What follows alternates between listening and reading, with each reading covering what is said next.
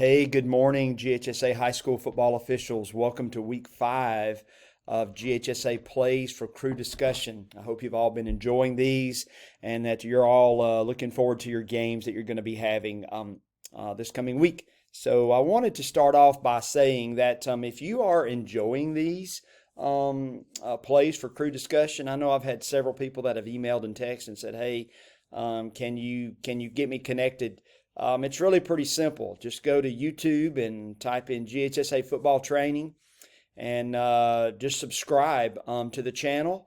And whenever we release a training video, you'll get a notification. If you have notifications, turn on your phone for YouTube, and then you'll be able to get those. And again, I always send these out as well as a part of our GHSA Plays for the Road, which go out on Thursday evening as well. So if you're interested in that, just let me know, but just subscribe. And I also wanted to say this, these plays are used for all of us to learn and to get better. Not picking on any particular crews or any particular plays. Most of the guys that are on these plays that we're looking at, a lot of them have had a lot of success and been around a long time. And so, we all learn from everything. I know that for our crew, we learn from our games every week. And so it's just all a part of trying to learn and get better. So be constructive when you talk about these, not critical. Don't be, saying, well, how did they miss this up? How did they make this mistake? When you're in the heat of the moment and you got a couple of seconds to make a decision, it's different than being able to slow it down, zoom in, and go frame by frame, and to be able to make accurate decisions. So again, be constructive, not critical. Allow these plays to help make you better. And if you have a play that you'd like for us to consider, let me know. We'd love, we're looking for plays, and we can certainly use them to be able to help us to have a better understanding of how we can all get better as officials. All right, so let's go and let's take a look at the plays we looked at last week. If you recall, this play here, we're watching the left tackle, or the player in the left tackle slot. He goes downfield and he catches a pass for what was eventually a touchdown, I believe. Okay. Let's go back and let's look at this, okay? All right, I'm going to pause it right here. Now, obviously, we have 11 players on the field. And here's a little side note for the referees and the umpires. When you're counting the offense and the defense, I don't know how you count them. Some people count them in threes. Some people count different ways. But for me as a referee, I am always looking to count the 5 linemen first. So I'm going to count 5, and then I'm going to find 3, and then I'm going to find 3, and then I'm going to confirm with my umpire that I have 11. On this play, this crew really does a good job with officiating this play. Obviously, as far as the mechanics go. Up at the very top of the screen here, we have 2 players that are off the line of scrimmage, and the wing official is signaling that he has 2 off. And then we have the 2 players at the bottom of the screen that are both on the line of scrimmage. Okay. The guy on the end of the line of scrimmage can go out for a pass. The guy on the inside, he would be ineligible because he's covered up. And then we have this number 61 here that is behind the right guard. And then we have this player who is to the left, in the left tackle slot, who appears to be a single-digit number. Let's go look at the rule here right quick, just to make sure that we're on the right page. So 725B talks about formation, position, numbering, and action at the snap. On the play that we're looking at, it's a legal formation as far as, all that looks pretty good, with the exception of Article 5B says at the snap, at least 5 players on the line of scrimmage must be numbered 50 to 79. That's the issue with this play. Number 61 is behind the right guard. He is not on the line of scrimmage. And even though the left tackle that caught the ball, he is a legal number to catch a ball, he was the last player on the line of scrimmage by rule. He's an eligible receiver from that perspective, but the fact that we did not have 5 players numbered 50 to 79 on the line of scrimmage makes this a foul for an illegal formation. So this would have been a live ball foul. This would have been a previous spot foul, and we would have came back and had whatever the next down was. I can't recall if it was first or second down. It looks like we're second down maybe, but this would have been a 5-yard penalty. All right. So again, caught this crew off guard.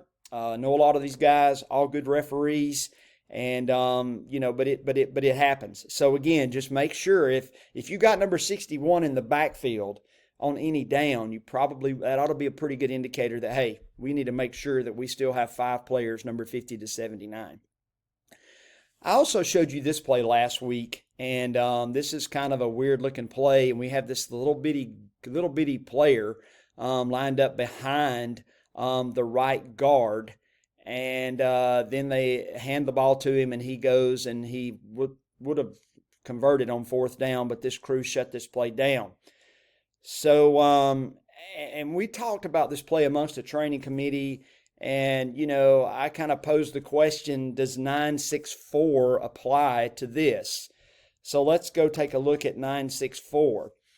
964 is about illegal participation, and D says to use a player, replace player, substitute, coach, athletic trainer, or other attendant in a substitution or pretended substitution to deceive opponents at or immediately before the snap or kick. The training committee, we do not feel like that applies in this play because this is not a pretended substitute.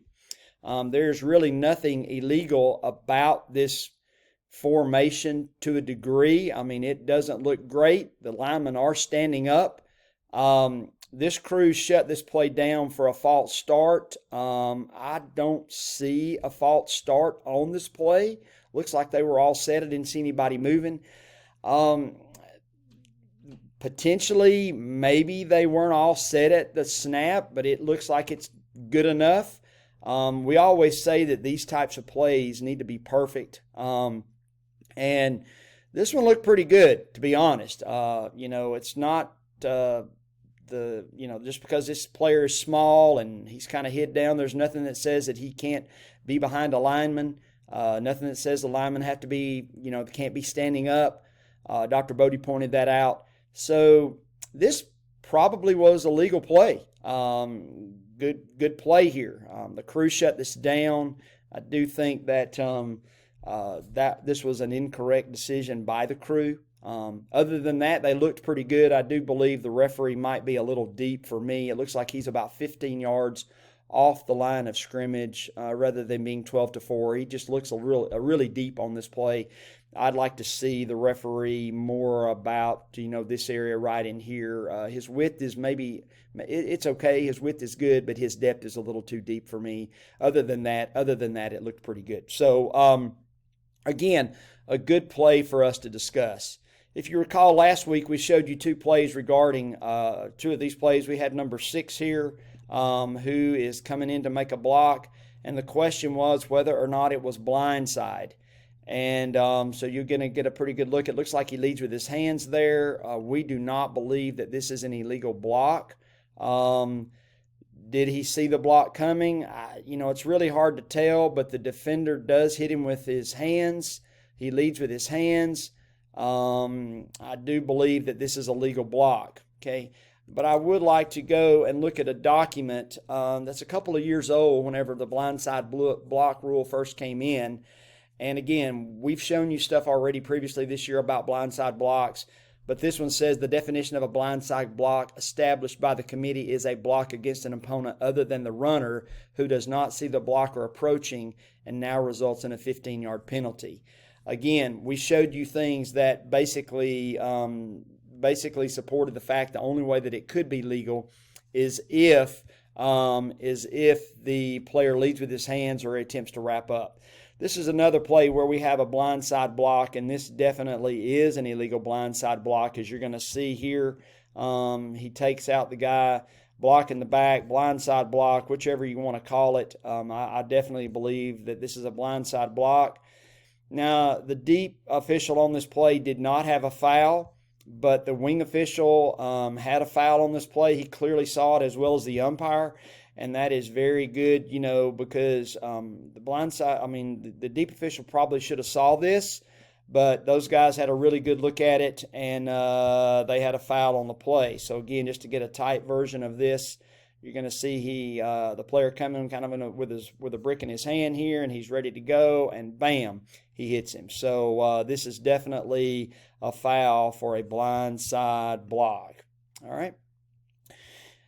Then we showed you this play here where we're looking at the slot receiver who is going to get taken out on a pass play. So we are seeing him down to the ground. The question is whether or not the ball was in the air or whether or not the quarterback still had the ball in his hands. I spoke with Clyde Allen about this from the training committee, and we had a good discussion about it. And so I want to go and look at the rule here just for a second. Okay. Under the rule for pass interference, Article 8 says that pass interference restrictions on a legal forward pass begin for A, with the snap, and B, when the ball leaves the passer's hands. So when the ball's in the air, is that when we have pass interference for the defense? And then we also look at it is not pass interference if contact by B is obviously away from the direction of the pass. All right. And then we have the illegal use of hands, which we can talk about, which is what this would be if we're not calling defensive pass interference. Article B here says this is what makes a defensive player also, this is under blocking under Rule 2. This is what would make this legal for them to use their hands, push, pull, or ward off an opponent in an actual attempt to get a runner or a loose ball if such contact is not pass interference, a personal foul, or illegal use of hands. But if we look under Rule 9, under Section 2, under illegal use of hands and holdings, we see Article 3, a defensive player shall not contact an eligible receiver who is no longer a potential blocker. So if we look back at this play, I think we're going to clearly see that whether we go DPI or whether we go illegal use of hands, Clyde felt like that the contact might be unnecessary with the shoulder going up. If we look at the tight view of this, you can see that he does kind of drive him up a little bit. If you went unnecessary roughness on this play, because it is up to the head and neck area, then that could be supported by rule. There was not a foul on this play. This would have been the line of scrimmage official's primary area. But as Clyde pointed out, if we look back on the wide version of this play, really there's very little threat for the deep here when this contact happens. There's a lot of separation between the receiver and the defender, and certainly the deep official could maybe have saw that, and if that had a flag, that would have been a crew saver for the crew. So again, that is that play. Now this play here, we're looking at the receiver that is going out around the 50-yard line, and we're going to see illegal use of hands here because the ball was not in the air. Not only does he knock that receiver down, but he also knocks the other, even though the pass went to the other direction for an interception. This is a foul for illegal use of hands. The ball was not yet in the air. If he doesn't throw it over there and he looks back and tries to throw it to this receiver and they're both on the ground and then we throw our flag, that is, that's not a good look. Again, from a mechanics perspective, this receiver would have been the line of scrimmage official's primary key. But as we mentioned earlier, and as Clyde pointed out, there's really no threat to the outside receiver here. So the deep official obviously has a good look at this. It's perfectly fine for him to have a foul on this play. As we know, from deep official's perspective, you have your initial keys, and then you kind of go zone coverage with some of that. So this is definitely a foul. All right. So I want to talk to you about a couple of other plays here. Today we're going to look at three other types of plays. We have a blocked field goal. We have a couple of plays involving a snapper. And then the last play is just talking about how many fouls do you see on this particular play. All right, so let's look at this next play. All right, this is a blocked field goal. We showed you one of these a couple of weeks back, or maybe last week we talked about it. We're going to have the line of scrimmage is about the 26-yard line. We're going to have a blocked field goal. We're going to have the ball hit about the 26. We're going to have the guy recovered about the 25 and runs in for a touchdown. So I'll let you watch this again. And you guys can talk about this play on your crew. This was near the end of the game. It was a very important play in the game. And talk about this play. Is this legal or is it legal? Again, the line of scrimmage is the 26. The ball is tipped. He picks it up, but he doesn't actually recover it until a couple yards beyond that or possess it. So talk about that play. Also, look at this play here. Watch the center here. He had his hand on his ground, then he picks it up. And then he puts it back down. All right, let's watch it again. He's got his hand on the ground. He turns to get a signal. He picks it up. He puts it back down. One more look.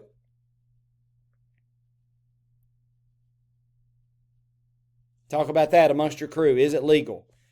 This play here is a swinging gate formation on a try.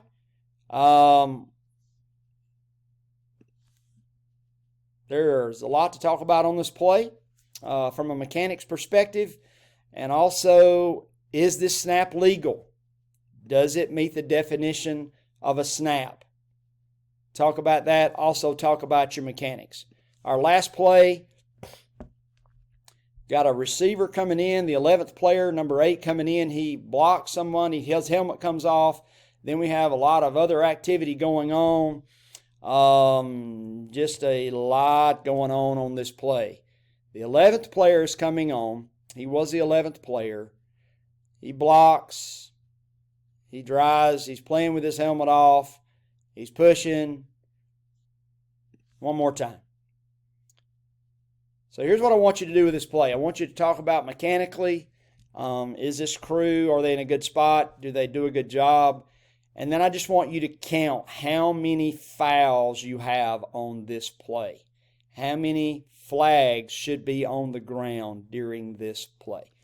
Give yourself a talk about that. Okay? All right. I know this probably was a little longer than normal, but again, it's a lot of good information. If you've not downloaded the NFHS Rules app called NFHS Digital, you need to. It's really good. It's really how I get access to all of these rules that I'm copying and pasting and putting into the presentation.